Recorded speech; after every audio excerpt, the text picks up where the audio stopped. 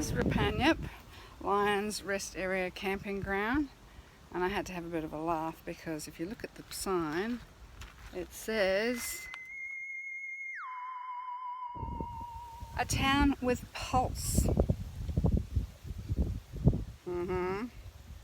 Well, if it has a pulse, I don't know if it's a play on words because they grow some kind of grain here. The place is dead. I'm only here because I got vandalised at the place I was staying at before. I then travelled to another campground, Warracknabeal, whatever it's called.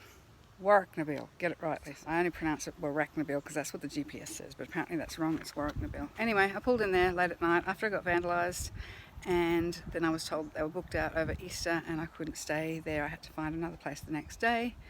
So I rolled in here, called up and said, is it okay? They said, yep, first in, best dressed, no booking required. So, but they have a 7-day maximum. Now, my health has been really crap. I was in hospital last week. I'm having dizzy spells constantly, in a lot of pain with my IC, having to get up to pee like 12 times a night. It's really unpleasant. I'm exhausted most of the time and I'm really struggling emotionally and physically. And yesterday I asked them if I could stay a little bit longer because I'm paid up today, 7 days, and they basically said no.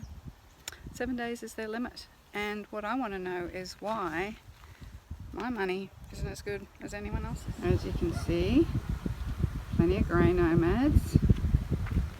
They come and go. This lot have been here for a couple of days already. But since I've been here, I've been to the pub a few times. I don't even really drink, but I went to the pub because the lady from the pub came down and said, can you come and support us? The pub told me that none of the grey nomads ever come into the pub.